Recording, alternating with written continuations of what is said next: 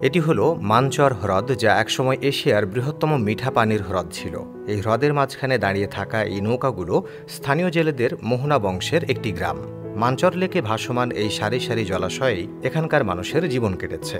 চাদর দিয়ে ঢাকা কাঠের নৌকাগুলোর ছাদে বিদ্যুতের জন্য সৌর প্যানেল থাকলেও এই নৌকা গ্রামে অন্যান্য মৌলিক সুযোগ সুবিধা পাওয়া যায় না। এক কক্ষের কায়াক বাড়ি, এক কোণে রান্নার জন্য মাটির রান্নাঘর, একটি ছোট চুলা আছে এবং হ্রদের চারপাশে বেড়ে ওঠা ঝোপঝাড় এবং গাছপালা এই চুলার জ্বালানি সরবরাহ করে। মোহনা উপজাতির এই বয়স্ক মহিলা বলেন যে জলবায়ু পরিবর্তনের কারণে নৌকায় জীবনযাপন ক্রমশ কঠিন হয়ে উঠছে। বৃদ্ধা মহিলা বলেন যে আমার বিয়ে এখানেই হয়েছে, আমার জন্মও এখানেই, আমার সন্তানেরাও এখানেই বড় হয়েছে এবং আমার 8টি সন্তান রয়েছে। এই লোকেরা মাছ ধরার জন্য জাল পাতে এবং যদি তারা 1 কেজি পর্যন্ত মাছ পায় তবে তারা তা বিক্রি করে আটা কেনে। তারা তাদের বাচ্চাদের খাওয়ায়। বৃষ্টি বা ঝড় হলে শিশু এবং জিনিসপত্র ভিজে যায়।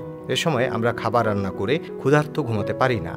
এই লোকেরা বলে যে মানচর হ্রদের পানি তেতো ও দূষিত হয়ে গেছে, কিন্তু দারিদ্র্যের কারণে তাদের প্রায়শই খাবার কেনার টাকা থাকে না। এমন পরিস্থিতিতে বিশুদ্ধ পানীয় জল কিভাবে কিনবেন?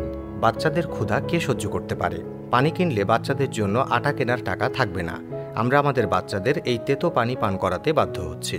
এখানে কোনো হাসপাতাল নেই, আমাদের কাছে না কোনো স্কুল আছে, না কোনো পানির ফিল্টার আছে যার মাধ্যমে আমরা পানি ফিল্টার করে পান করতে পারি।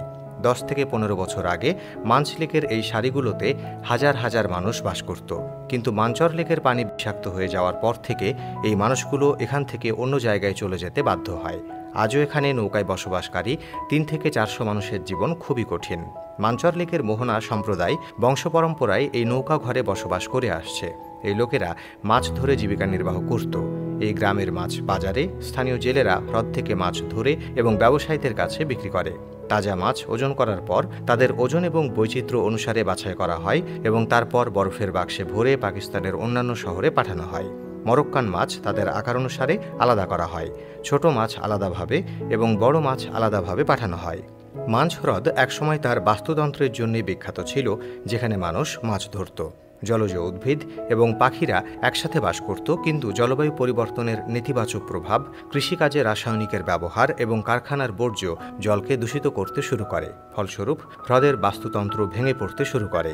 স্থানীয় জেলেরা বলেছেন যে মানচরের পানি দূষিত হওয়ার আগে ভালো দিনে প্রতিদিন 10 টনেরও বেশি মাছ ধরা পড়ত, কিন্তু এখন এই সংখ্যা 2 টনেরও কম হয়েছে। প্রতিদিন যখন পানি ঠিক ছিল আগে 40 টন মাছ ধরা পড়ত। এখন পানি দূষিত, তাই মাত্র 1.5 থেকে 2 টন মাছ ধরা পড়ে। সিন্ধু নদীর পশ্চিম তীরে অবস্থিত মানচর হ্রদ 200 বর্গ কিলোমিটারেরও বেশি এলাকা জুড়ে বিস্তৃত। এর বেশিরভাগ অংশ সিন্ধু প্রদেশের জামসরো জেলা থেকে কয়েক কিলোমিটার দূরে এবং কিছু অংশ দাদু জেলার থেকে দূরে অবস্থিত। কথিত আছে যে মোহনা উপজাতিরা হাজার হাজার বছরের পুরনো মহেঞ্জোদারো সভ্যতার সাথে সম্পর্ক রয়েছে এবং নৌকায় থাকার ঐতিহ্যও শতাব্দী প্রাচীন বলে মনে করা হয়।